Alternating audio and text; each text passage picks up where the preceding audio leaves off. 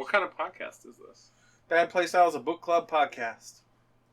For video games. For video games. What am I supposed to say again? Welcome to Season 3 of Bad Playstyle. This is our infinite spoiler warning. Skip ahead if you don't want to hear that Metroid is a girl. Or that Zelda's a boy. There, how's that? Yeah. We swears a lot. Mm-hmm. So if you don't like that, You say bad words. you could send corrections to... Badplaystyle@gmail.com.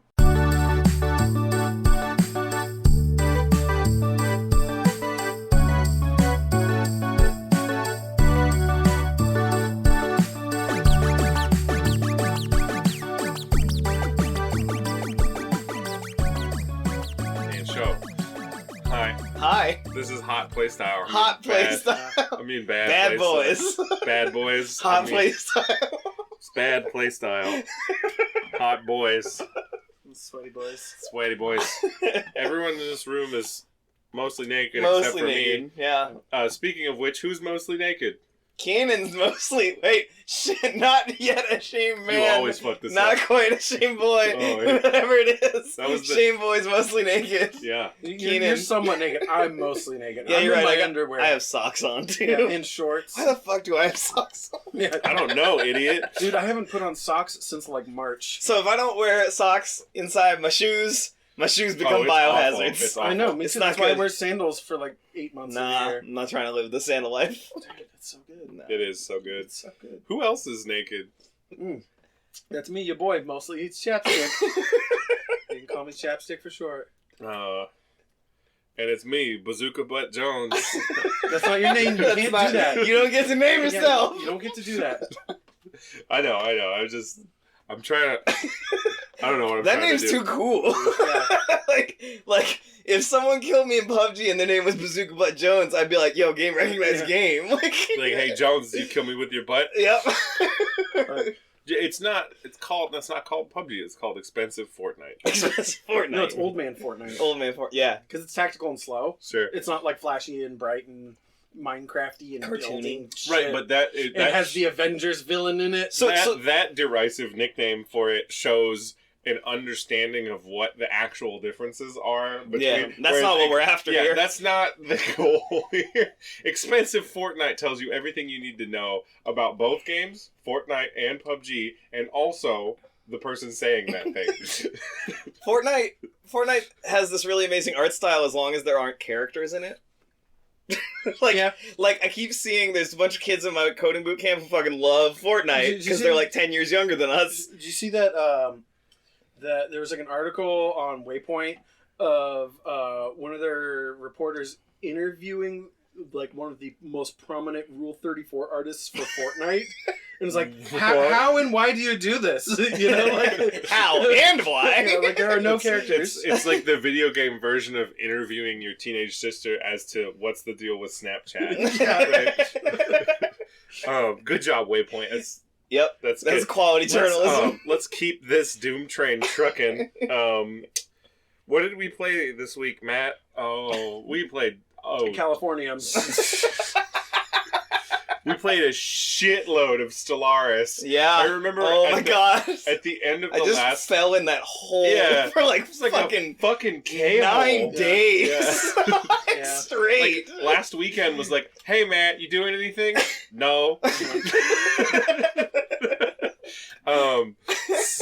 So And we all did it. yeah, we all did it. So there was a point during the recording of the last episode where we were like, you know, we'll figure out like what the chicken hat thing is, and we'll get back to you, and I'll add that. That's not happening. We don't need to do that. We had like a minor discussion about it before we all started, and then it was just like, yo, what's going on in your game? Like 3 days later, it's just, yo, what's up in your game? So Like, here's the thing is I was like 10 hours minimum, and then we all 10 hours in the first 2 days. So I'm the one who bought it. Yeah. So I'm the only one who knows exactly how many they put in since they started for the podcast, and I have like more than 40 hours. Yeah. No, I checked the numbers and I'm like plus 40 at this Okay, point.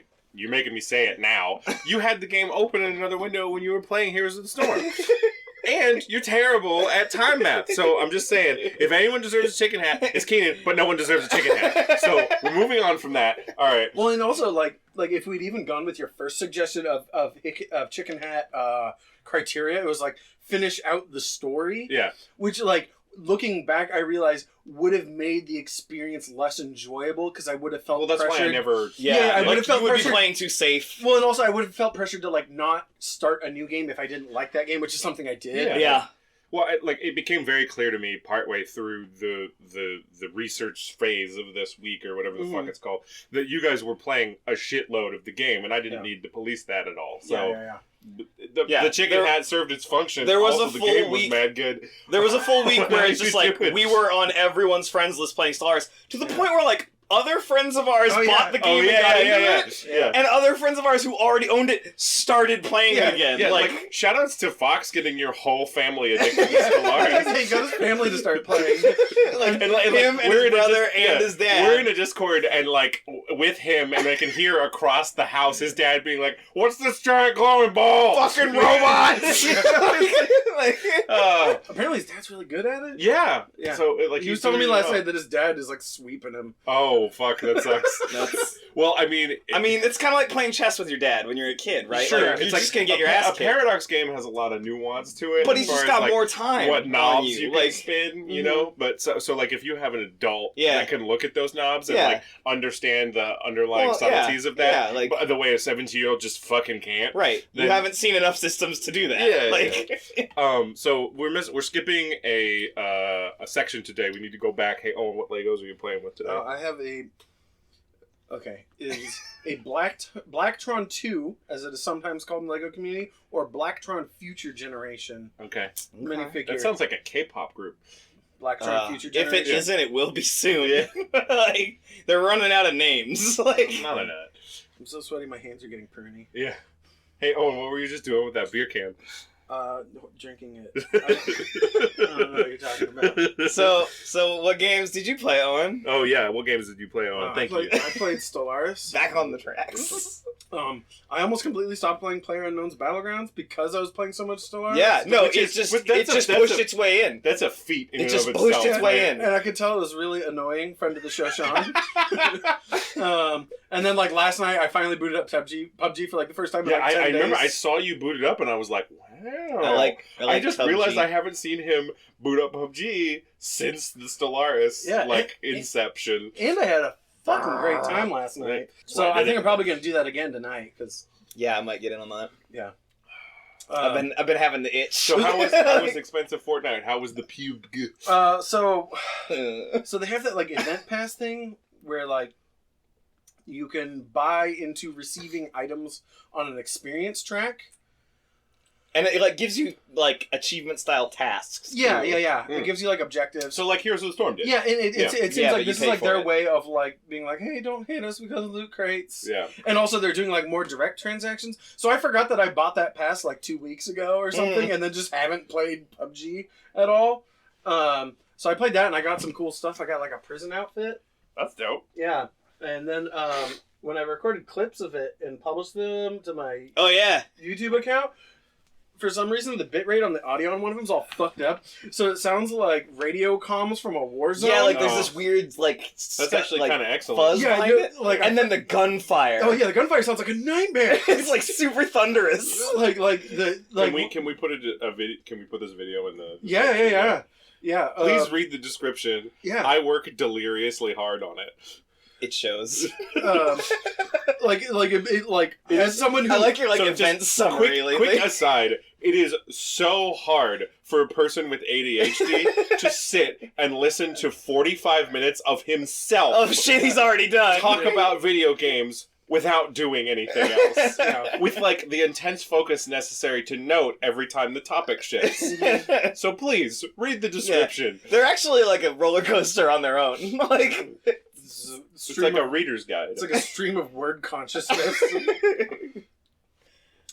But yeah, so I've been playing PUBG, and I play my Star Trek phone game. I haven't been playing my Switch because I gave you my Switch. Right. Which perfect segue. Are you done? Yes. Okay. Those I've are been what playing you play. Night in the Woods, and it's great. Yeah, that game's cool.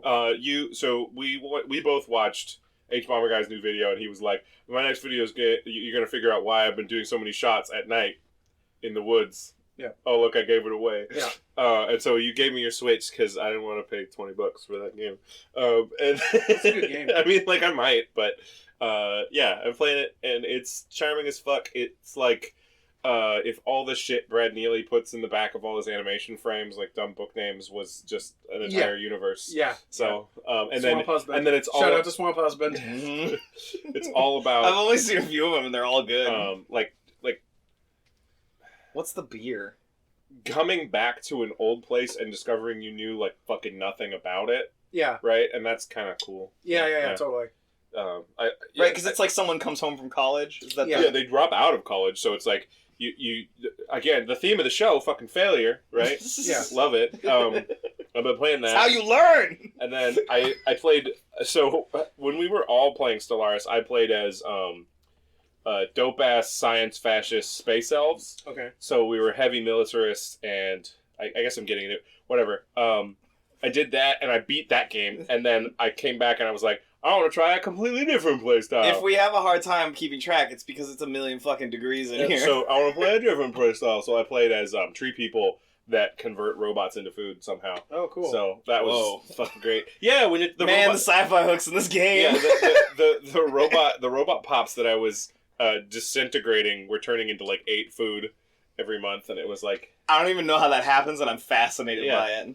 Whatever, the tree people figured out how to eat robots. Yeah, that's what they do. like, I mean, I guess it makes sense. Trees need minerals. Yeah.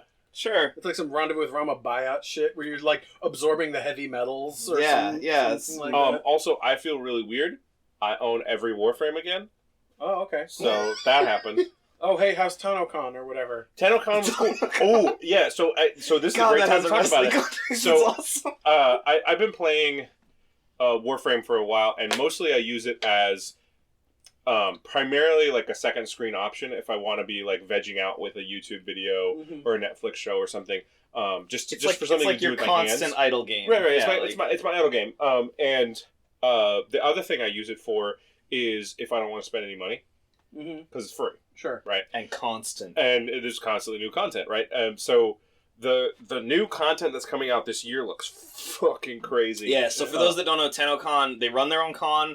And they always have, like, a big, long video that reveals, like, the new thing coming out. It's basically State of the Union. It's like what we're doing this year. It's a lot like what the EveCon ends up being, but that's or totally... Con. Yeah, so, like all the weirdly specific like conventions. BlizzCon does the same thing. Yeah, but... so we're going to Venus. We're going to the surface of Venus, which we haven't done before. Cool. Surface of Venus is apparently half terraformed by, like, ancient empire stuff, so there's, like, coolant everywhere and robot fish and stuff. Okay. Awesome. But... That's exciting, but I don't give a shit about that compared to the because the other thing that's coming later is way cooler. So is it like 2 swords? Yes, it is 2 swords. No, I'm just kidding. It's we already have those. So like 4 fucking years ago, on one of the first live streams that Steve Sinclair ever did. Steve Sinclair is the guy who replaced the shock rifle with the lightning gun. I knew that, but you're saying that for the audience. Sure. He's also like the head dev. Not the shock rifle, the sniper rifle. Whatever. He replaced it with the lightning gun, and Shock everyone rifle hated is him, and it was eternal. hilarious.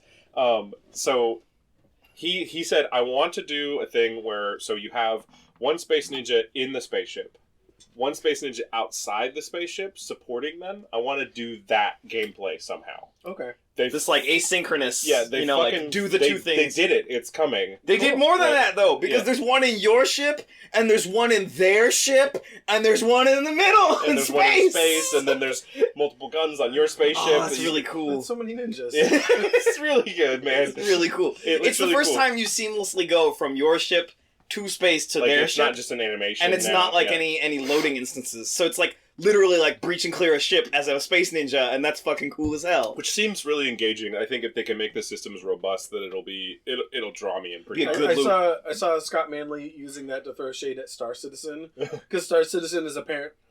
I don't play Star Citizen, so this is just hearsay. But like, apparently they've been having a hard time of doing transition of FPS perspective to ship perspective smoothly. Yeah, like it has to. I bet that's a bitch and a half to do though. If you have like a nightmare game with unlimited scope, I'm sure it is. And they have way too much money, which I'm sure gets in the way. Yeah. Anyway, I'm pretty excited about that. Those are the things I'm playing. Shame Boy Keenan. Keenan. So Yeah, my girlfriend started playing Eve more, like, at the first half of this week. Oh, I know. She's been borrowing my computer to do it. Yeah, sorry about that. Video cards dying is a tragedy. So... I don't mind. So, like, it's been weird because I've been, like, support boyfriend in Eve. Yeah. Like, she's like, I don't have a ship. I'm like, I have an assload of money. Have a ship. Right? Like, sure. Oh, you've been doing the WoW dad, the MMO daddy. So, like, this is like when I bought you a land speeder? Yeah, it's just like that. So the thing about this... I'm tired of you walking everywhere. So the thing about this is, like, the thing I do in Eve just generates money that I'm not spending, right? Like, I come home and I'm like, I'll mine some space rocks because that's really mellow. Mm-hmm. And that's what I do. And so I'm, like, looking at this giant cash pile and she's like, I want to go blow up pirates, but I don't have a ship. And I'm like... Have a ship, go blow up pirates. Like, enjoy yourself. Treat yourself. So you're like fucking sugar daddy. She named the ship Sugar Daddy. Here's a starship, go see a movie. Yep. Yeah, no, it's totally like that shit, right? So I'm like over here mining space rocks, just having my chill after a tough day, and she's like, I'm gonna go blow up these pirates. I'm like, do it, baby.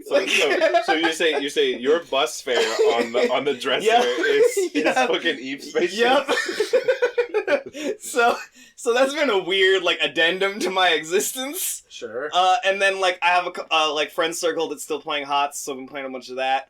I figured out that I really like Garrosh. You mentioned this last time. You're just kind of a dumbass, right? Yeah.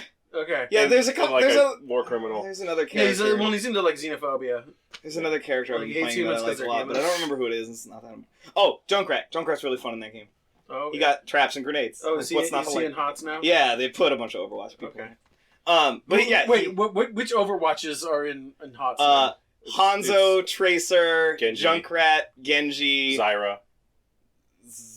Russian lady. Zarya? Yeah. And Anna, the healer sniper. Okay. They all have, like, kits that make sense for a MOBA. Send corrections. I want Farah in that game so bad. But, Gmail, bad playstyle. Yeah. You'll get it. Gmail at badplaystyle.com. And then I played an ass load of Stellaris, and that's about it. It's been a really, like, hefty code week, so I haven't had a lot of...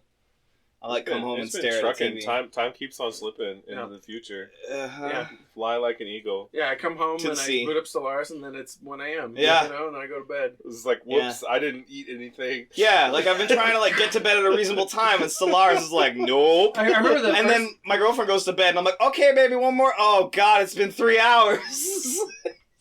The first night... Fucking Paradox. The first night I booted up Stellaris, I knew it was one of those games where it's like, oh, suddenly it's midnight, right? But, like... Yeah, you had been warned and, like, specifically didn't play the game. Yeah. Well, so like, I knew that about it, just I knew it by reputation. And, like, I the first night I played it for several hours on end, and it was dark out, and it's like, okay, I'm about to look at my clock. I know I don't know what time it is. I need to make, like, I'm not allowed to be surprised. And, like, but that just made it worse. Yeah, well, no, it didn't make it worse, because, like, I looked at the clock and it was like 11. I was just like, sure. I accept this. I guess it is 11. Like, I mean, what are you gonna do? Argue, right? Yeah. But like linear time doesn't care. Fucking Paradox games, right? Yeah. Fucking Paradox games. games. Well, in this game, do we just want to? Yeah, we're into it. Yeah. Hey, Matt, what's Stellaris? Oh, yeah, fair enough. Boom, format. Yeah, format. So Stellaris is a game from Paradox Interactive. Paradox Interactive, when they actually make a game and don't publish it, it's a grand strategy game. So, hey, do you remember when you used to play, like, Civ 4 and cranked the time all the way up to Epic? To Marathon. Yeah. Sorry. Epic's for babies. Yeah, you crank the time Plus all the way up Marathon to... has the historical context. You crank it all the way up to Marathon so that shit's more granular. So that, like, a turn is like a year. Yeah, so the guys at Paradox... think that's the best way. They think that is not going far enough. And so, literally... Paradox thinks marathons for babies. Yeah, Paradox thinks marathons for babies. So you're playing... Speed. Usually their games are set within a pre-existing context. Like, you don't start with the single city 4X style, but Stellaris sort of breaks with that. Yeah. Most of their games have been historical contexts. But although you do have, in Stellaris, you do have civs that have started before you, and you do have civs that existed existed before this current epoch of civs. Or you can turn them off. Or you can turn them off. Or turn up them. It's whatever. But it's essentially, at this point, it's a 4X game that is extremely granular and long in scope. Like, multi-generational. Oh, yeah. In scope. It is a galactic scale in every sense of the term. Yeah. Yeah. So, was that, I mean... Yeah, that's fair. All right. Cool. That's fair. So, I picked Stellaris because we were having a conversation, and I was like, fuck, I don't know what to pick. And Owen said, well, I mean, you know, like something like Stellaris. And I was like, wait, you'd be cool with that? Sure. And he was like, yeah, I'd be fine with that. And I was like, well, fuck, we're doing fucking Stellaris. We're fucking doing that! Like, yeah, so I had been holding off on this type of game because it is a lot. Yeah, it is a lot. It is a lot. Like, I think we all accepted into our hearts, though. Obviously, we dove right the fuck in, so, like, it was totally fine. I mean, not totally fine because it ruined our lives for a week, but I wasn't using it. I mean, I wasn't using it. Yeah, like I came out on. I think I came out on top. With, you did. I mean, you with what Stellaris took from me and what I took from Stellaris. We'll get to that. Yeah. Okay, we'll get to that. Okay, I came out on top. First things first. What's wrong with Stellaris? What is bad about Where it? did my time go? Is what's wrong with Stellaris. I mean, we've already talked about that a lot. So it doesn't make food for me while I do it. That's what's wrong. There's no World of Warcraft pizza. No. What's wrong with Stellaris is I often will go to bed without eating dinner. Yeah. It's because it'll be so late I can't cook food. I need to go to bed. Yeah. Okay, but so, like, these are great, right? But these are a bit like, what's your greatest weakness? I'm too dedicated. So what's wrong with Stellaris is like I've sometimes compared games that you need to learn a lot to be able to use them effectively as like climbing into the cockpit of an F-16. Yeah, there's just buttons and levers everywhere, and it's like this is like climbing into the cockpit of like an F-16 that was sold to the Israelis, and all the fucking all the cool shit's gone. All the cool shit's gone, and all the buttons are in Hebrew, and like, yeah, you know, yeah. And then the funny thing about that is like you had a handle on it, and Fox comes in and like abstracts that out even further. He's like, oh man, stars! And I'm like, stop worrying about stop it! Stop worrying about stars! You guys, I'm gonna put a screenshot in the Discord of this solar system. It's got 2 asteroid belts. Like, Fox. Like, and 2 stars! It's like, man. We're like, yeah, there's a lot of those. Focusing on, honestly, the most inane. like, yeah, we know, space has stuff. Yeah, like, that place has no stuff. This isn't even, like, mind-blowing outside the context of Stellaris. It was awesome. But the enthusiasm behind it. So good. Shout outs to Fox. He's good. Shout outs to being earnest. Yeah. Being earnest is underrated. The importance of being Fox. Yeah. Being wholesome and earnest. Ooh, that's good. Yeah. So I would say, I was talking with Owen with this. My one beef is that this is a 4X game, but nobody has anything truly unique. Like all the factions are pretty proc gen. They're off a list. Well, right? and they've like patched out some of the weird unique shit too. Sure. Oh yeah, Brian was talking about how they all have different propulsion technologies. Oh, that was just a nightmare, though. Yeah, it was a game balance fucking mess. Yeah, because people who could travel not in hyperlanes could just show up and fuck you up. You think you're safe. You think your back is against the wall, and you're not. I actually like that now. That's one thing we talked about is like Owen he turned the hyperlanes the fuck up the first time, and then the second time you turned the hyperlanes down, and you were like, well, I left them on default the first time because I didn't know what I was getting into, and then like when I started a new game, I was like, what if the hyperlanes had even more joke points, and turned down the hyperlanes as low as possible, and like that's pretty great. Yeah, on a spiral. I like the new logic for hyperlanes. The new logic for hyperlanes creates a lot more usable terrain. Yeah, right. It's really good. It makes the layout the terrain, right? Like in a way that it just wasn't before. Not to bring up Fox again, but like when he was talking about like when he was playing with his dad, like his dad was like, "The bigger number's the better number. Crank the hyperlanes up to max." Yeah. And everyone just has this enormous empire that's impossible to defend. Yep. You get like the Ender's Game problem where your defense just has to be an enormous mobile fleet. Mm-hmm. Yeah. But it's always going to take too long to get where it needs to go. Yeah. There's a reason I research hyperdrive technology as fast as possible. I ran into that exact same problem playing as expansionist China in EU3. Yeah. Yep. Where it's like, okay, so I need to maintain my 50,000 strong infantry army, but then I need to maintain several 16,000 strong cavalry divisions at every available border checkpoint. Sure. Yeah. which is hard as hell. Not really. You have fucking manpower for days. It's not a big deal. But like learning to balance all of that away is difficult. Learning not to leave an entire flank unmanned by cavalry, definitely very difficult. Yeah. But like, you know, you can start cutting off flanks after a while. Anyway, talking about U3. Hey, so what was hella good about this game? What is notably good about this game? I played a fanatical purifier race. Super fun. Which is, it means you get that the apocalypse bombing option. Yeah, you get to blow everything up when you're attacking places with no cause for ethics or concern.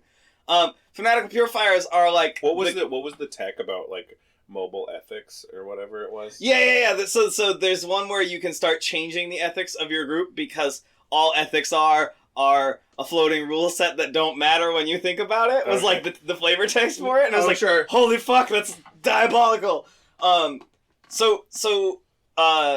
Fanatical purifiers are like the quintessential, like, they're gonna show up and take all your shit sci-fi race. Like, it's basically they have like an ethical reason to exterminate all of the races. So like the reasoning or like within their own ethical framework. The reasoning in that game that I'm doing that, according to the ethics set I had, was it's all my space. You're just in my space. Yeah. So like you don't manifest destiny. Yeah, no, like, but on a like you don't get to live here level, right? So manifest just drive. So it's really ridiculous because it just removes. For robots. Yeah. It just rips out like half the systems in the game. Like you don't do any diplomacy ever because you don't talk to the victims. Yeah. Right. Like they're infidels. They're yeah. You don't talk to the victims, and so it was funny because like I didn't get this at first, and then someone attacked me, and I realized like, oh, I have all these ridiculous bonuses, so that even when my numbers are lower than them, my fire rate on my ships is so good compared to theirs that I just wreck them. So I just need to start wrecking everyone around me. And you just never have to worry about your causes for war or anything. So yeah, I played that for a long time, and that worked really well until I accidentally pissed off a progenitor race because they are way higher tech at the beginning of the game. They started. There's different categories. So there's pathetic, inferior, equivalent, and then superior and overwhelming. Yeah, right. And they start at overwhelming, and they stay at overwhelming. This is like maybe like one of the nicest gimmies in the game is like when you think about the like outside of Stellaris, the way spacefaring civilizations might arise. Like if we encountered a civilization that was equivalent to Earth in every way, except they were 10,000 years ahead of us. Right. Which 10,000 years is like a very tiny amount of time on the cosmological scale. They would be devastatingly powerful compared to us. Yeah. So that, like, when humanity becomes a spacefaring civilization and encounters other aliens, the aliens that are weaker than you probably won't be able to interact with or communicate with. Right. Because they don't have radios. Yeah, exactly. And the aliens that are even 1% more powerful than you are going to be able to just crush you. Right. Independence Day isn't a thing. I guess that's one of the conceits of the game is that like most races started at the same time. Yeah. Well, and even the ones that are like so much more powerful than you aren't. Like, even the overwhelming ones aren't even on the scale that they should be. Yeah. Well, so the thing about those guys is that in the fiction, they were to that level that you were talking about. And their society declined since then. Yeah, so I stopped playing that game because those guys kicked my teeth in. And the game I'm running now, I've somehow stumbled into being a company. So, like a corporation? Yeah, my government type is, like, militaristic corporation. Okay. Like on accident through things. So how has being a corporation affected your new game? So things are really cheap as far as like expansion and stuff. So I have glommed all over like a third of my galaxy. Like the influence cost for new starbases? Yeah. Okay. Like I teched into that stuff pretty quick because I realized I needed it. But the reason I wanted to talk about this race is because I have another precursor empire hanging out. Mm-hmm. And they have 4 Gaia worlds around their borders that are holy to them. Okay. They're hallowed worlds. Right. And the way this functions in the game is if you show up and touch that planet, they're like, we're going to fucking kill you because that's holy to us. Mm-hmm. And they're always Gaia worlds, which are always good for everyone. Yeah, that's the maximum size and always maximum quality for everyone. Everyone can colonize a Gaia world because it's perfect. So there's literally these 4 amazing, super sweet planets sitting next to what's literally like a bear trap for my dick. Yeah. Right? Yeah. And like, so I've grown all the way around them at this point, and I'm kicking the shit out of their neighbors and everything, and I'm just looking at them sideways every moment I'm not in a war, like, is it time? Yeah, in my game, there's 2 fallen empires that we've like completely boxed in because no one wants to touch them. So yeah, I don't touch them or their stuff, but they don't mess with me either. So be careful, because what happens is, have you Mm-hmm. dealt with... Owen has obviously dealt with an awakened empire. Oh no, I know. Okay. Yeah, that's why I'm not touching their planets. Yeah. It's because I know that that's what triggers them. Because even if you have like the signal strength to look into their empire and see their fleet, no, they have 3 that are all 40k. Yeah, and they're just kind of sitting at one planet. No. But even if. Yeah, I know. If you had 160k the fleet switch power, flips and they go nuts. Yeah. I get it. I've seen it before. Angry goddamn bees. Which is why I understand what, like, I was like, oh, this is this group's trigger. Yeah. I don't even have star bases in those systems with those planets, so I can't accidentally do anything with them. My sectors can't accidentally colonize them, and like, can sectors do that? Yeah, if you tell them to colonize, they will auto-colonize to any planets they can. Oh, cool! Including with robots, which became a problem. So I turned robots off. That actually, you can make your robots dumb. That was actually my. The robots were dumb, but they were using all my power. That was my win. That was my win condition in my first game. The one with the ocean elves is that I eventually had 1 sector for each empire that I had conquered. And within those sectors, I was giving them so much money that they just colonized everything around them. That's pretty cool. And I owned 40% of habitable planets, and we were done with it. Yeah, so the reason having them colonize is good is because they just start generating more and more resources. So I had a thing happen that I feel very clever for doing.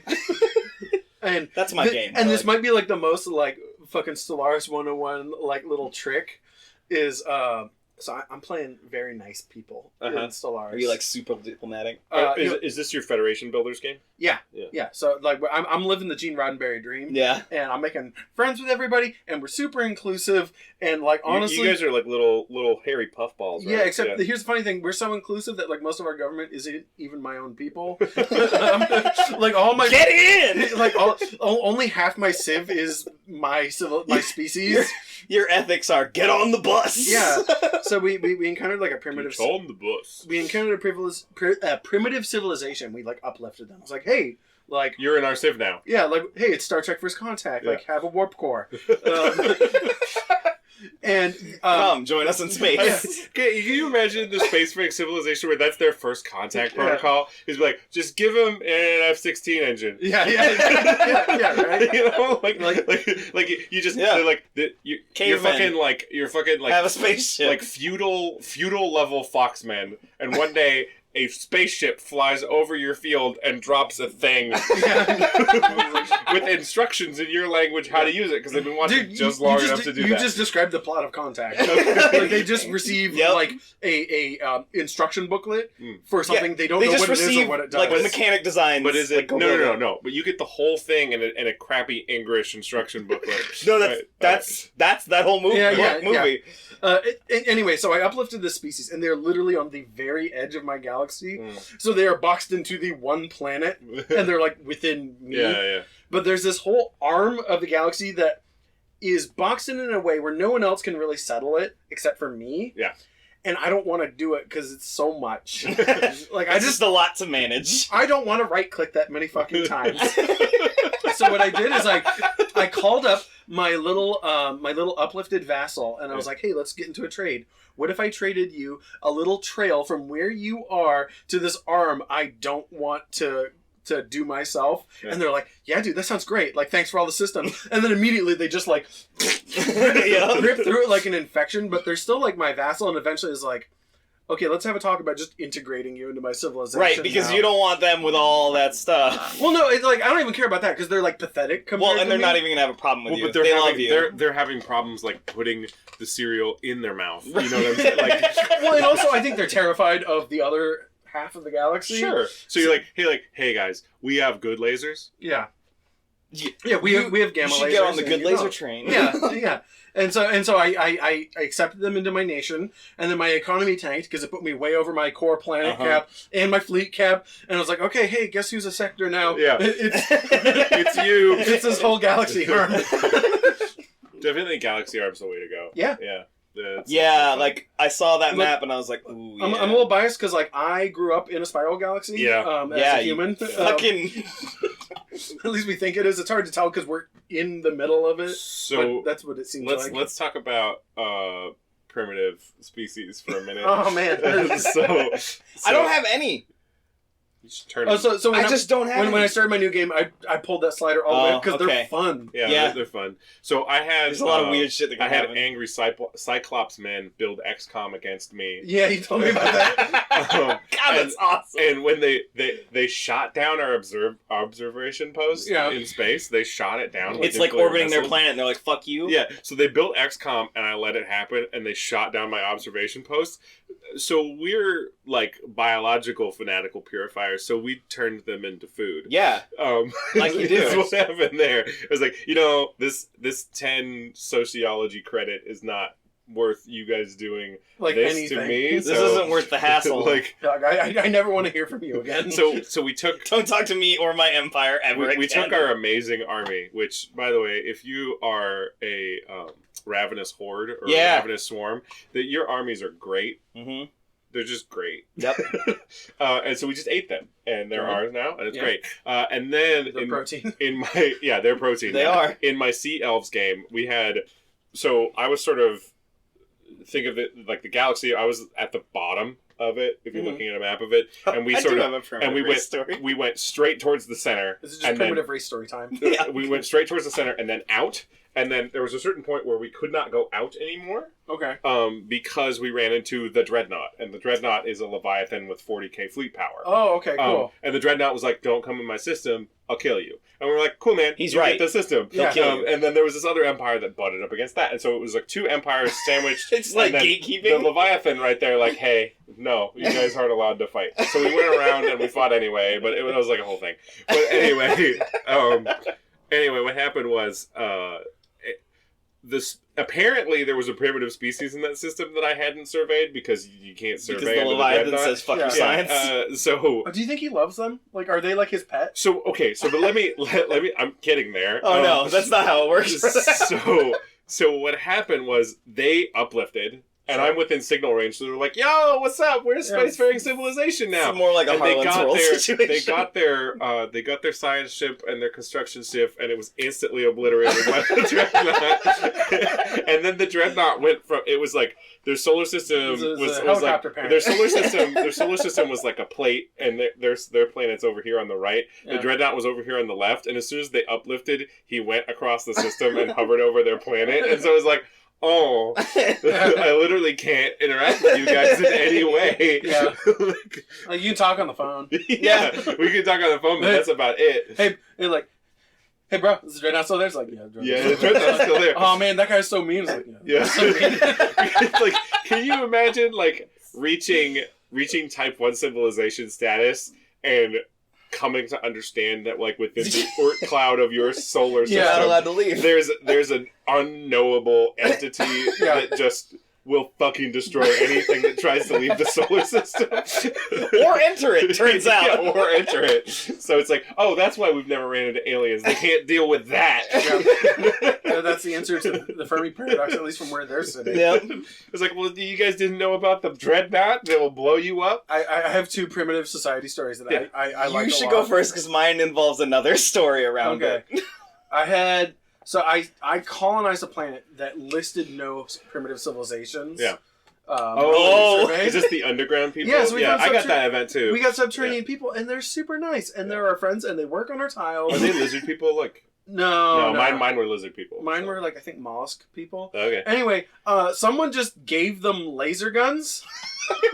Like I got this event that like like one of your people. Yeah. Like it was like we think smugglers have given the primitive subterranean people laser guns and now they're shooting each other. Like it's like it immediately made me think of in District 9, all the people in the bazaar in Johannesburg with all the fucking crazy alien tech. Yeah, with the nightmare alien technology. So I had that exact same event chain happen to me, and they were lizard people, and they were like, hey, you're living on the surface, and we don't like that because you're doing stuff. And they're like, well, where are we doing stuff? We'll stop. We want to coexist. And they're like, cool, man, awesome. We'll just go back down underground. And then like a little while later, some dudes came up onto the surface from underground. They're like, hey, those underground guys want to kill us. Oh yeah. Can we live up here? And I was like, hell yeah. Yeah. And now those guys are like the best scientists in my whole empire, and they get to go all over the galaxy. So the other, this isn't a primitive society, but we came to a solar system. There's 2 viable planets. Like, great. Put a colony on each one. There's titanic life on each. Hell yeah! Oh, right. No, I've gotten this event change too. Yeah, but anyway. So there's space dinosaurs, and it's like, fucking great. That's super cool. And like, I love the tile that they have for the organic life. It's like this big frumpy dude. Yeah. It looks like next to an Elcor from Mass Effect. Yeah. Kind of looks like them. It looks like an Elcor, but like with a gut. Yeah. And like a real frumpy face. So yeah, on one planet, the Titanic life rose up and formed armies and invaded my cities. And they just literally take over. Yeah, it sucks. And the only colony nearby that I can form armies on is the other planet with Titanic life, where that Titanic life is like buddies. They're cool with you. So we have the good space dinosaurs get on starships and go fight with an army of also just dudes.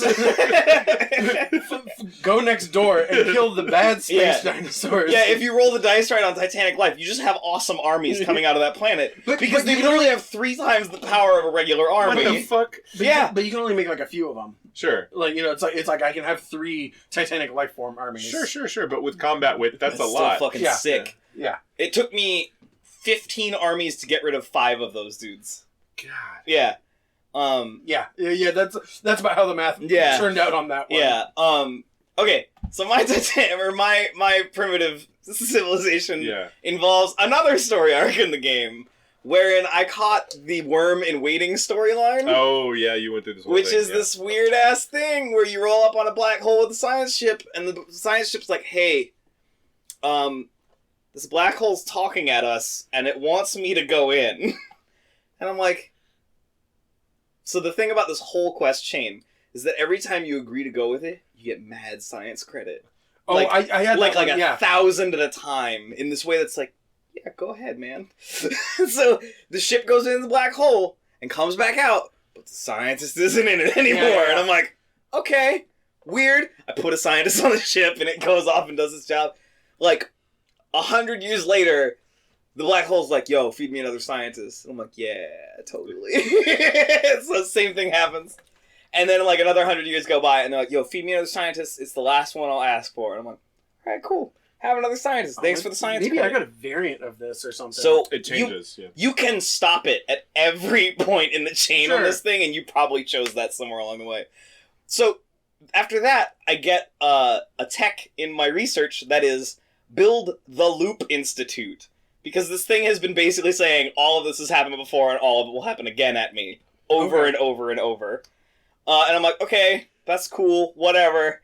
And I fucking ignore this tech for like a super long time. Like, my fleet grows like 3 times in power over the course of my game, and I kind of run out of places to expand and everything, and I'm like, alright, we're gonna fuck with this black hole shit.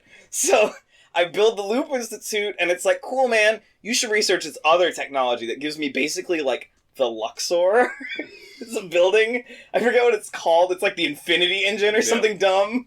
And you basically build the Luxor on your capital planet, and if someone starts working on it, it eventually charges up and opens a hole in space-time, and a giant space worm comes out. Oh, dear. And you can either tell the space worm to fuck off and fight it, or you can say yes, and terrible shit will happen to you. Yeah, like, it turns your star into a, like, super big black hole, and all of your inhabited worlds become tomb worlds, and all your dudes become zombies who can live on tomb worlds. And I was like, fuck all this. I'm killing the space worm. Jesus. So I killed the space worm. But in the middle of this entire quest chain, I come across the one planet of the primitive race in my quest chain.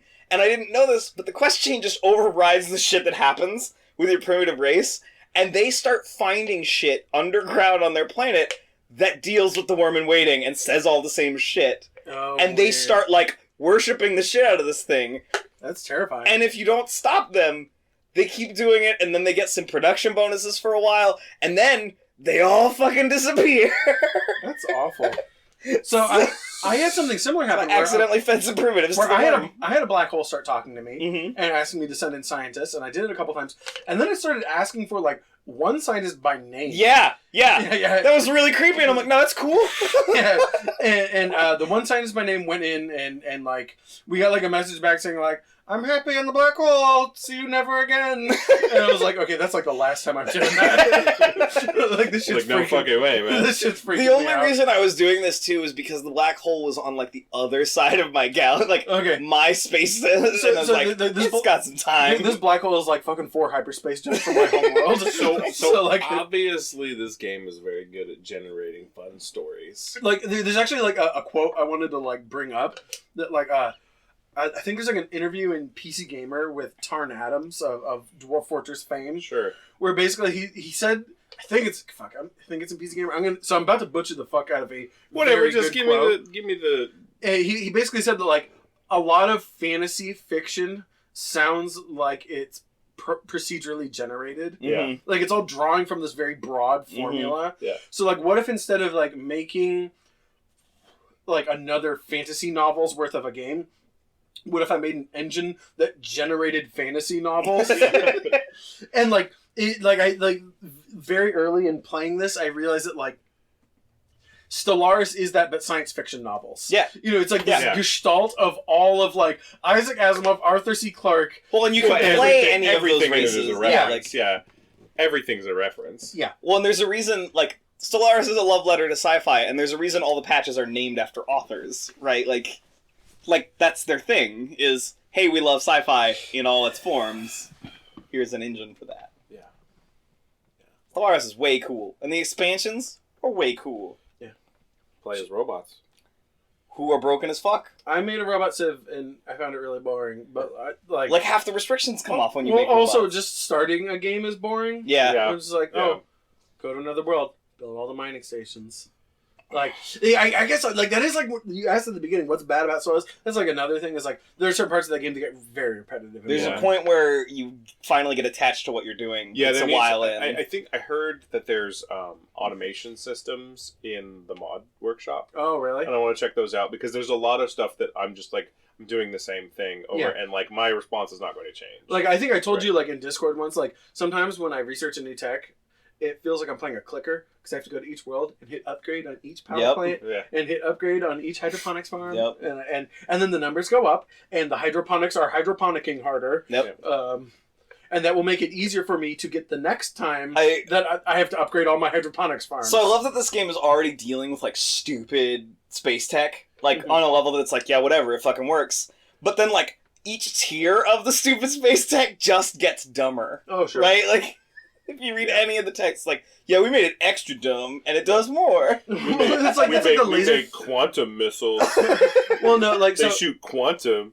So in my They quantum in my explode. civilization, the reach of Mishindo, apparently we like lasers and we don't like missiles. Because I just researched lasers, and like the laser tech is like literally called like red lasers.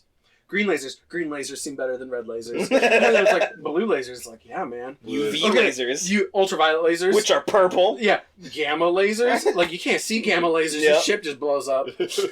My mass drivers at Tech 5 level Yeah. turned into Gauss cannons. Nice, I'm like, fuck yeah. man. So Hey, Ryan. Hey, listener, Ryan.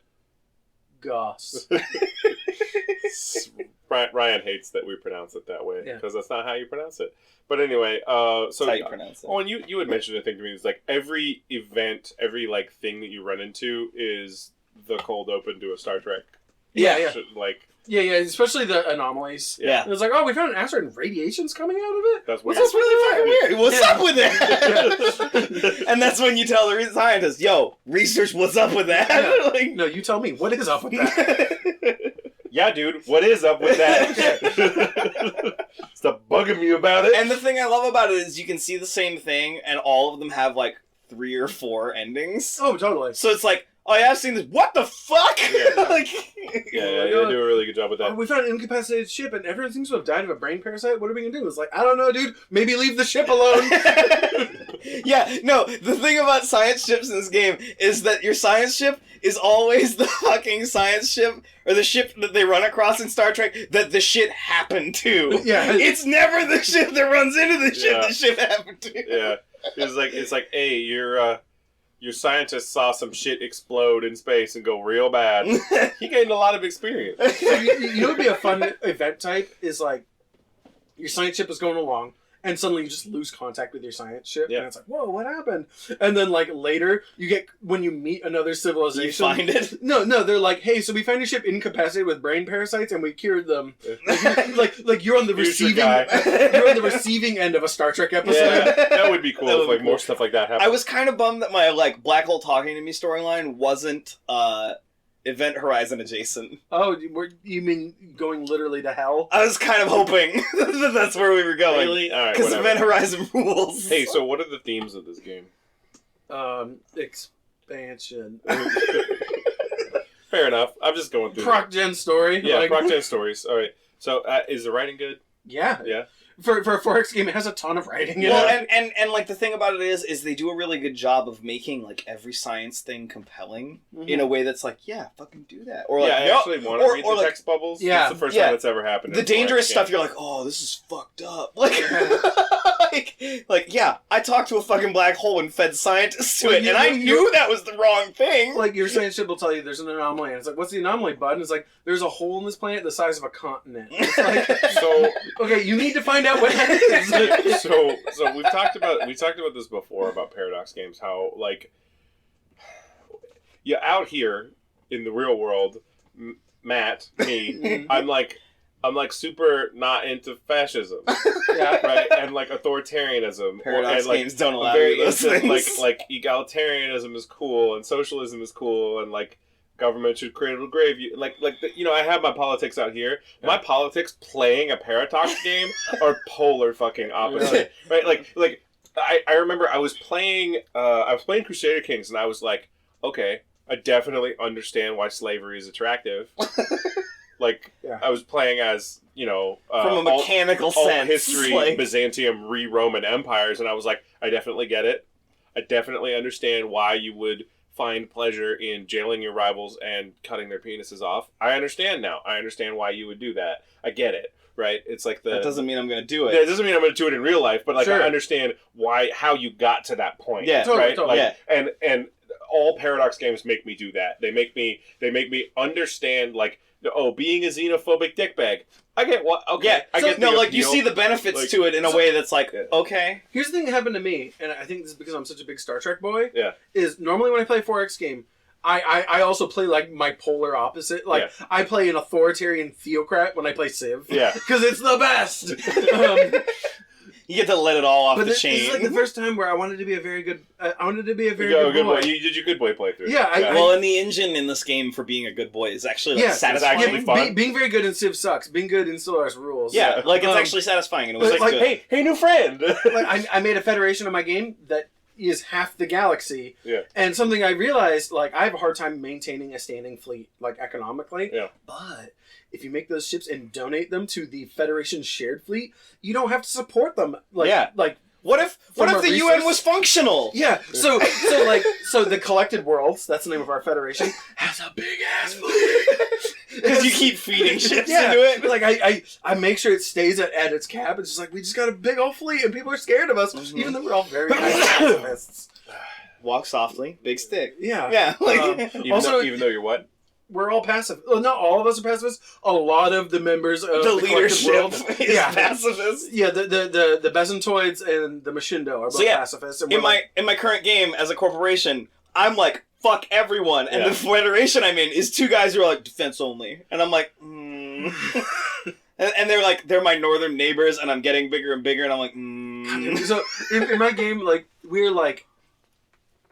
need like 220 worlds to get a Federation victory, and we're at like 192. Mhm. But because most of our pacifists, we can't like start a war and make you part of our Federation. Yeah. So I don't know. I don't know how I'm gonna win. They have to hit you, and you have to hit them back and take their stuff. Yeah. Start insulting people you don't like. No, because like we have like this other existential threat, so like I don't want to start like. Yeah. Oh, did the endgame stuff start? I think we have a fallen civilization that awoke. Okay. Someone fucking punched the bear. No one did anything. Like It just triggered. They can randomly. It's one of the end games that can just happen if nothing else happens. Oh, so okay. as far as I understand it, the main end games that can happen are robots rebel and start their own civilization, which and is try why and we kill outlaw them. everybody. And then there's the Yuzhan Vong invade, but they're like Come from outside a system. The outside system Cthulhu assholes show up and We show up and we don't follow the rules. And then my favorite one is an Awakened Empire gets up and tries to assert itself. Yeah, it's like, hey, But Empire. my even more favorite one is that two Awakened Empires happen at the same time. Next to and each other. Fight each other. Because they rip each other apart. Oh, yeah. Badly. So within like the space of our federation, there are two fallen empires that have just been chilling, and one of them every once in a while will call me up on the phone and say like, "Hey, I would like one of your species to go in my zoo," and they are so powerful. Whoa. And when they say one of your species, they actually mean one of my leaders. Whoa. And they're so fucking powerful. It's just like, yeah, man, whatever you need, man. I'm not going to say no. Right. And so the one that like we've been doing this with, like doing some like pretty dark shit to save our Yeah, own like ass. you're handing dudes to that Superman villain that just collects people and puts them in bottles. You're handing Kissingers to that Superman villain. Well, no, and so like This is not a viable strategy. so like the way this Fallen Empire has always phrased it is, we are doing this because we don't trust you to not annihilate yourselves. And it's like I understand that from a civilization to civilization perspective, because all people are stupid. But anyway, the Civ woke up, and that in itself didn't worry me. It's that the text box that it told me so much about how they had awoken that it was like, yeah, apparently their ships suddenly just started going all over the galaxy, and nobody knows why, and they won't tell anyone. Also, they built fleets. Bye. And then like I look at their system, and there's like, if I get the entire Collected Worlds armada to their doorstep, we can take out one of their 10 fleets. Shit. And it's just like, so it's like, to win the game, I know that we need to enter into a confrontation with the jerks in our galaxy and like take their territory in a nice way. Yeah. As nice as we can.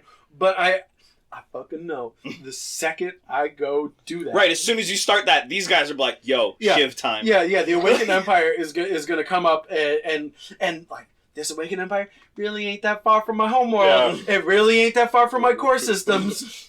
They're just gonna sucker punch you. Yeah. So one of my favorite things is that the AI, when it fights each other, one of the AIs almost invariably picks the humiliate Casus Belli, which basically just breaks your entire empire apart. Great. And I never use that.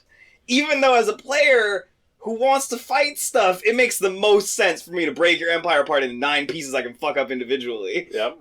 So I'm gonna start doing that because it's awesome. There's a huge empire in my game. That, Balkanizing an empire is a good thing. There's an empire in my game that broke up into 5 pieces, and it's like the funniest thing in the world because they just fight each other. Yeah, they get really mad at each other. Yeah, that was the Space Mongols. Yeah, I had right? Space Mongols show up, and they took over half the galaxy and then split into 4 empires, and they just fight each other all day. That's awesome. Yeah. All right, so the creator of this game is Paradox Interactive. They're great. They have a wonderful DLC model. Yeah. They make wonderful games that have eaten whole months of my life. I have thousands of hours in multiple Paradox and games. I am not brave enough to play Victoria or Hearts of Iron. Yeah, no, those are too deep. Too deep. Yeah, like when I looked at their DLC, they have all those like little story DLCs that don't add mechanics to the game. I was like, I don't want to buy these. I want to buy like the big but DLCs. You actually do. Yeah, and then like after I played this game for like 10 hours, I was like, I actually do want those. I should have bought these all on the Steam sale. Yeah, those are actually the ones you want more. Yeah. Anyway, so not Real Game Awards time. Okay, let's do it. How many Todd Howards? 0. Oh, I'm sorry. How many Jeff Bezoses?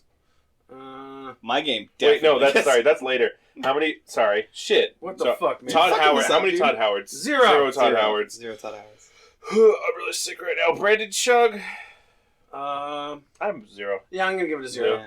Nina Freeman 0. 0. Simon Vickland 2. This game has an amazing soundtrack. Also, it's got the attitude for it. Yeah. Yeah. It's just like, hey, you know what? I'm going to bomb your world till it's uninhabitable by anybody. But also just like, I'm going to take the thing in this music that is like the most delicious and just lean into it so hard. Because it's like all this like dramatic space opera, you know. It's all very good. Yeah, so I'm going 2. 2 on that one. So we will feel good about 2. I think it's actually 3. 3? With everything we just talked about. Oh, you're the deciding vote. I'm going to say 2 because if it's 3, it needs to be closer to his genre of music. Philosophically. Well, remember, it's also about the attitude of the game. Yeah. So, So I'm staying on 2. Yeah. That's fair. It's not Tango Down. I accept that. It is not Tango Down. Thank you. Yeah. That's a hell of a measurement. There are some parts where you're pretty gung-ho about horrific things. Sure. So, but like that's why it's getting 2. So, that's not a focus. Jay Sawyer. Ooh. I don't know. That guy's a big history nerd. Yeah. But this is history that hasn't happened yet. Yeah. I think it's 1. Yeah. Yeah, I'd give it I think 1. it's 1 because it's like, it's on the cusp of that. It deserves some credit there. One feels right. Yeah. Yeah. But Jeff Bezos. You were saying it's a very consumption-based game. Yeah, I mean, I was just talking about how it made me understand, like, amoral ethics. So I'd say at least a 1, right? Sure, and Jeff Bezos has put a thing in space. I think 2. I think 2. I'm going to stick with 1. I'm running a mega corporation that eats space. I'm going with 2. Well, we're at 1. That's fine. It's not That's a primary fine. Like, team. I want you to be at 2, but I'm 1. Yeah, that's cool. And I was also 1. So agreement. All right. Triumvirate. Tarn Adams. Oh, I'm going to give this 3 Tarns. Yeah. 3 feels right. 3 feels It's right. not quite to the, like, extreme minuscule dedication. I was light 4, light 3, but 3 feels right. 3 feels right. Yeah. I need for me to get to 4 on a Tarn is like I need to be able to tell stories about individuals in my game. Yeah, that doesn't really. Yeah, and that's there's like, not the granularity. So there's leaders in this game, but like I don't know fucking anything. There are individual focused Paradox games, but this is not one of them. Yeah, exactly. Like Sengoku and the Crusader Kings and the Rome one are all very person focused. This is not. So Jake Solomon. 4. What? Yeah. I'm gonna justify that number. Yeah. Tell us about how you really feel. So justifies this number. So there's so much in this game, especially when you're starting, where a wrong step ruins everything. That's fair, actually. Okay, coming from the guy who plays this game on Iron Man. How many games I have accidentally wrong stepped into not even worth playing? So I don't have Iron Man selected on my game, but I've never gone back on a save. Okay. You should just be playing Iron Man, because then you get Chivos. Oh, well, I don't care. Yo, the Chivos are crazy in this game. I don't care. Like, the minute I realized that the only thing that determined Chivos or not is if Iron Man's, I was like, who the fuck cares? Yeah. I like getting Paradox Chivos because no one has them. Yeah, because no one plays on Iron Man. But anyway, Owen, how do you feel about 4? I'm okay with it. I'm gonna go high. My number I'm putting it is a high 3. Right. You've moved me from a 3 to a high 3. I'm 3. Yeah. Okay. I'm 3. That's fair. Like I think we can agree. Like if you're a 4 and I'm a high 3 and you're a 3, that's a high 3 from the 3 of us. High 3. I don't know what high 3 is. High 3 tier drinker. Let's go. Like this is like if this were like a game review, it'd be like a 3.7. Yeah. You know. Yeah. Fucking audio score in Game Pro. Yeah. Are we fucking deep cuts on the Game Magazine? Are we fucking Anthony Fantano now? Who is that? Nothing. Yes. It's okay. Yes. I don't know who that best is. teeth in the fucking game. It's okay. He's like a music guy on YouTube. That's a good call. Wrestling is Keenan. Okay. Sorry, wrestling is the Keenan. There are several dumb things about what I'm about to tell you. Okay, just say, you've tried to pull his shit before. You get one. No, it's all the same thing, but there's a little backstory. Yeah, I was about to. You clarified the last word, made it okay in that sense. I was about to. So, we're aware of Kane as a group. No, as a group. Okay. Kane. Wait, the guy from Command and Conquer, the psychic. Yes. Aren't they making that into a mobile game? Okay. Isn't there a Command and Conquer mobile? It's coming out. In wrestling, Kane is a guy who wears black and red and a mask over his face because he is burned from a childhood trauma. Okay. Kane is the Undertaker, our resident undead wizard's brother. Okay. Yeah. who was allegedly burned alive in an accident in their childhood home. Yes. Years ago, we find out that the Undertaker actually burned the shit out of his brother. Obviously. Then Kane takes his mask off Duh. and isn't burned at all, so it's all psychological scarring. Or maybe he used zombie magic to fix his face. So, yeah, sure. So eventually Kane gets hired by the McMahons and becomes Corporate Kane, which is a different entity than stupid Demon Kane. This is not far from Kane's real-life job. Objection. Hold on. Where is this leading counselor? Kane is an insurance salesman and also sells fire insurance in Tennessee. He has become a pillar of his community enough to run for, and here's the second stupid piece. Gavel, gavel, council, wrap it up. Mayor of Knox County. Knox County? Knox County. Mayor. Mayors are mayors of cities, not counties. What the fuck, guys? Anyways, Whatever. Kane runs for mayor of Knox County and wins. Of course he does. Who's eligible to vote in Knox County for the mayor of Knox County? Right? Like, there's a whole conundrum here. There's a logistical... It's a bit of a snafu. So not only is he mayor of Knox County, but he's at WWE shows every week. Yeah. He's currently teaming with Daniel Bryan while mayor of Knox County. Okay. What the fuck? All right. Well, so it's not weird. So the weird thing isn't that a wrestler got put into office, because this has happened before. The Yes. weird thing is that he's still doing working. the job. Yeah. All But right. this is like if I said I was the president of astronauts. That's not what that title means. No. That's not the position. Presumably, Knox County is a functioning political entity. What if the city's called Knox County? What if that's literally what it means? Okay, this reminds me when we played Firefly roleplay, and I named my spaceship like County of something. I don't remember what it was, Sure. but like this, my character was insane, and I thought that the spaceship was a county, and I was the sheriff of it, right? And I called like the Sounds mechanic like a the Mac comptroller, the comptroller of the county. That was a lot. Yeah, Anyway, this is a Matt character for sure. Anyway, we done talking about wrestling? Yeah, that's All right, it. cool. Fucking Hey, Owen. Mayor wrestler. So we have a podcast first. Yeah. We have a realized dream. A realized I have dream. an unrealized dream that became realized. Yeah. Don't let your dreams be dreams, boys. Long-time listener will remember that some episodes ago, God, I don't even know which one. It's a few. I expressed my unrealized dream that there's no Star Trek Armada 3, the not very mediocre Star Trek RTS series. Never got a third game. Oh, But someone- wow. It's so mediocre, it's an RTS game with no pro scene. Yeah. Ow. And someone made a mod for Sins of a Solar Empire called Star Trek Armada 3, Uh-huh. but you need to have but you can't play it anymore. The mod's not supported. The Basically. mod was for a specific patch, so that is long gone. There's a Star Trek mod for Stellaris, and it is extremely good. And well supported. And it's well supported, and it is enormous.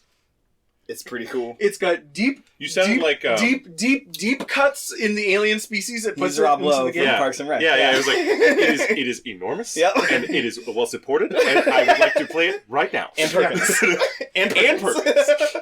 You can play as the Sealies. You can play as one-off alien races that appear in one episode. So many There's of them. one guy. They rip so many assets from other Star Trek games, such as Star Trek Armada 2. I love that mods don't give a fuck about copyright in the same way that like Chinese bootleg stuff does Yeah. it. Yeah. It's just like, no, Mod community don't care. I'm using it. Yeah. There's a Chinese sports apparel company named Uncle Martian. I without going into like an aside too much, I support paid mods, the idea of paid mods in a big way. However, the one thing that does give me pause about paid mods is like this kind of bullshit would absolutely Would, like, come to not a work. stop. Yeah. This shit would not fly in a paid mod marketplace. It's got all the music ripped out of Birth of the Federation, which is like the ground-based Star Trek RTS, I think. Oh. Yeah, that's a weird thing. That makes me nauseous. That makes just hearing it. That makes my poop sick. And then it's got You're music. already sick. It's got music ripped Yeah. out of Star Trek Armada. what It's I'm got tons saying. of audio assets pulled out. It's got a galaxy you can play. That, like you can just Do you remember Fall from Heaven, where you just like, oh, I met a new Civ. Oh, it's some magic art. yeah, Rad. it's Magic. Yeah. It's a Magic the Gathering Yeah, character. like, oh, this guy's from. Oh, yeah, that's. Look, I ran into Llanowar Elves. Yeah. So it comes with this galaxy though, right? So like normally when you start a game of Stellaris, like you can twist the sliders and make the galaxy you want. Yeah. But also, like, when you put this up, it's like, hey, this is our lore-heavy galaxy. I was like, what the fuck does that mean, right? And so if you play it as the Federation, you play out the entire history of Star Trek from the very beginning, from Enterprise, a not very good show.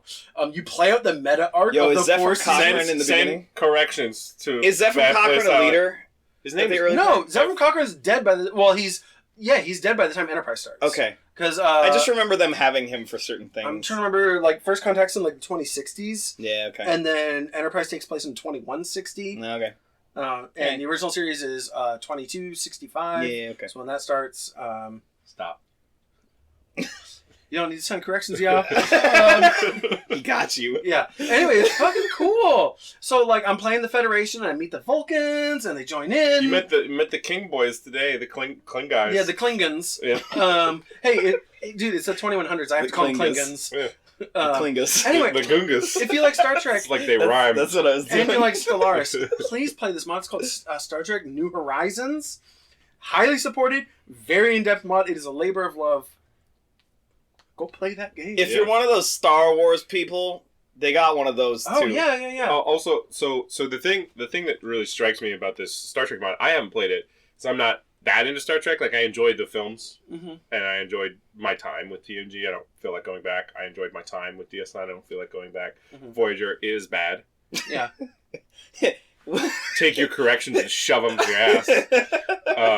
I haven't watched any Enterprise, but from what I've heard from nearly everyone... I just watched through all of Enterprise. For the first time. Owen confirmed it for us. Yeah. I was actually very shocked by my experience. None of the episodes in Enterprise are as good as the best episodes of Voyager. However, Enterprise as a whole, I think, is a little better than Voyager. Yeah, take that, Voyager. Suck it. You suck. Its average is better.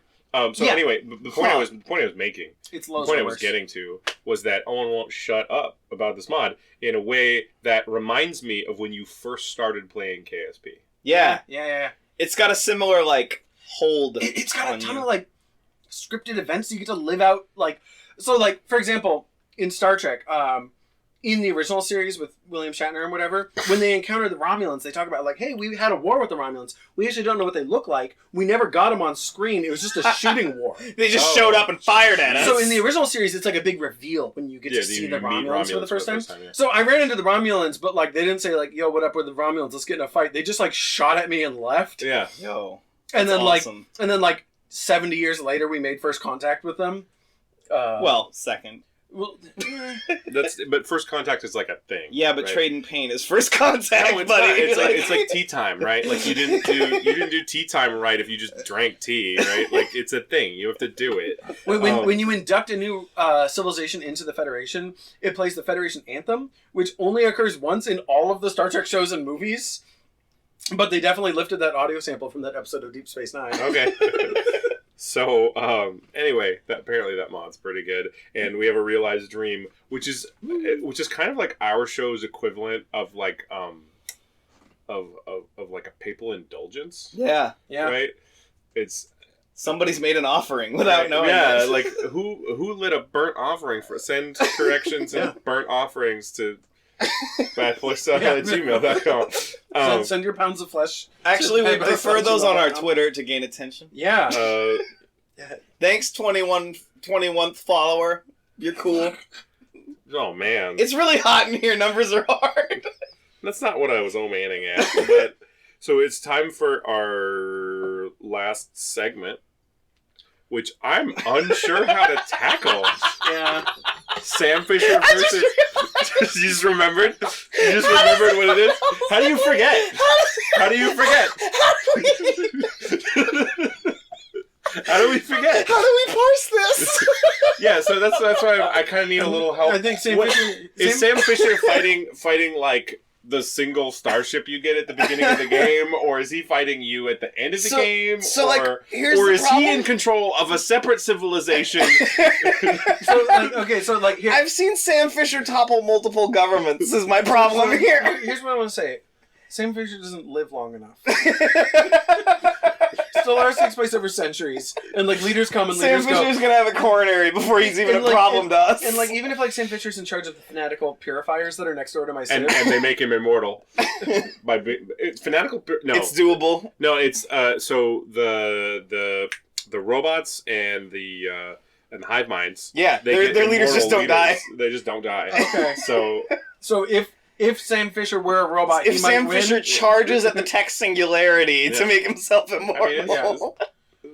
So what are we saying? Do you think Sam Fisher would make himself a robot though? I don't.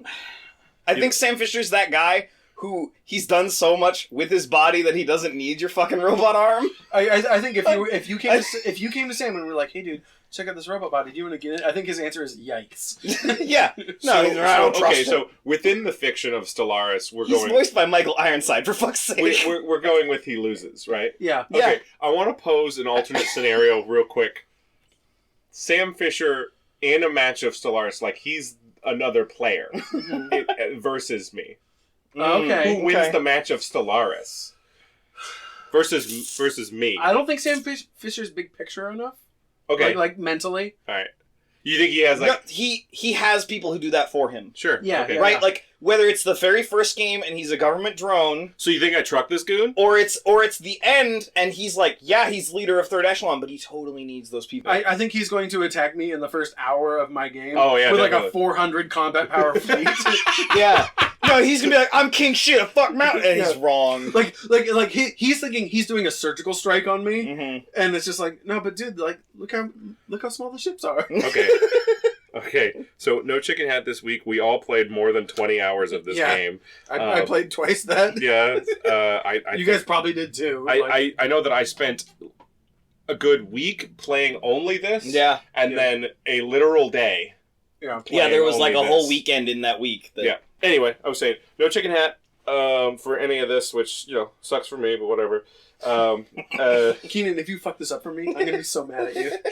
Hey Keenan, please fuck this up for him. Nah, bro.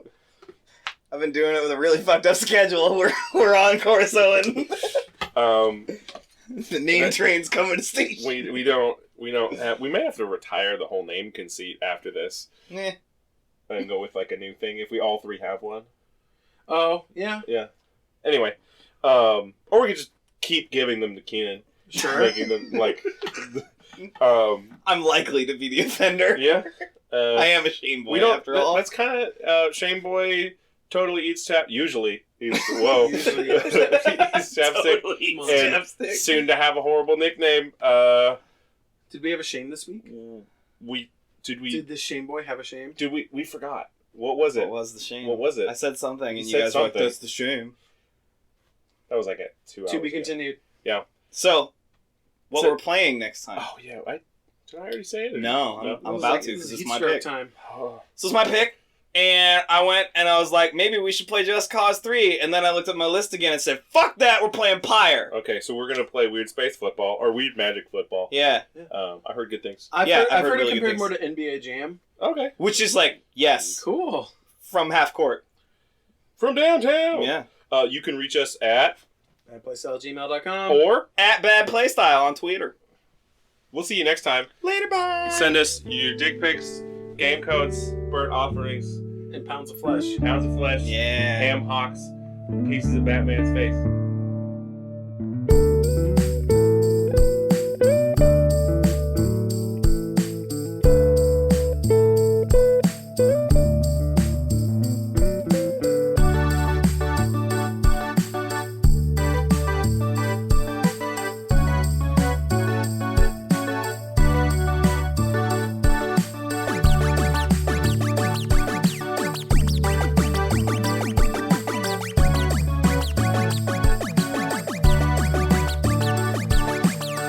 Our theme music is made by my good friend Benjamin Busey. You can find his SoundCloud at soundcloud.com/basicbenji206.